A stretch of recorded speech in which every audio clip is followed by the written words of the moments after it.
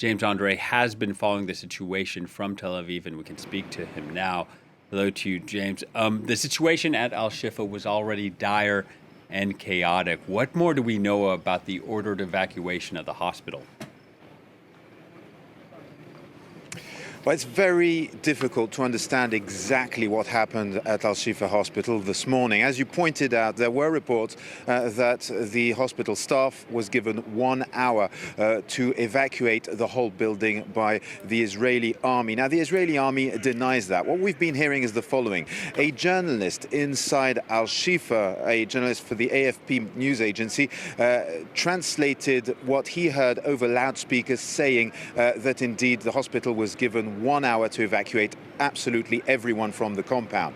Now, that was also confirmed by the health ministry that is run by Hamas in the Gaza Strip. Now, the Israeli army denies that. What they say, and this is confirmed by the hospital director, is that they were asked by the hospital director a safe route, a humanitarian corridor, in order to evacuate the wounded people and the patients that need special assistance. The Israeli army says they have conceded that, but what is one sure thing is that yes, the Israeli army is clearly requesting for Al-Shifa to be completely evacuated, but not under such a short time window. That is what we're being told. And of course, the operation inside the hospital by Israeli soldiers is ongoing. For now, they are still trying to find evidence of the presence of this Hamas command center they've been saying existed under hospital and that, according to them, justifies this attack. But for now, they say they have found some documents. They found and showed the press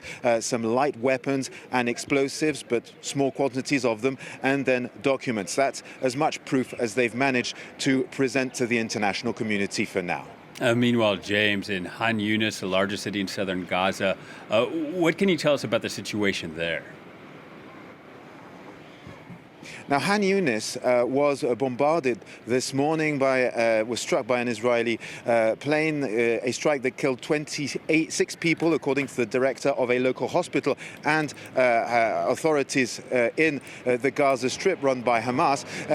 For now, what we hear is that, yes, it appears that this military operation is moving into a third phase. Now, Mark Regev, who is one of the senior advisors to Prime Minister Benjamin Netanyahu, was on American media saying that indeed it was time for the Palestinians to evacuate Younis. Now, Younis, according to the Israeli army, is a very important part of the Gaza Strip. It is one of the historic strongholds of Hamas inside the enclave, and indeed it is quite clear that it appears a new operation is starting there, while the rest of the operations are carrying on in the northern part of Gaza. Now, the problem is, for now, the Israeli army had asked Gaza residents from the north to evacuate towards the south to be safe. Now, Younis is in the southern Gaza Strip, to the southeast to be exact, and that means there is a new population displacement from the east southern Gaza Strip to the west, begging one question: where will these people go, given it is already very cramped?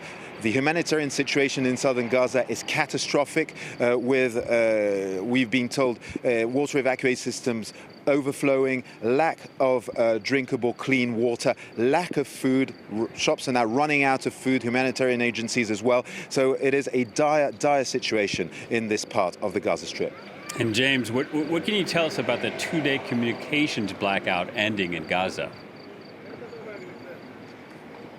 Now, this 2-day communication blackout is coming to an end simply because the Israelis have accepted, pressed by the American government, to let 10,000 liters of fuel enter the Gaza Strip for this specific need, that is restoring some power in telecommunications to obviously this population that was with no news, no information, no internet, which obviously makes things even tougher on them. Now, 10,000 liters is as much as been authorized. That is really very little compared to the needs of the entire Gaza Strip. I mean, one expert on Israeli television today was saying that the Gaza Strip needed 1.1 million litres of fuel per day.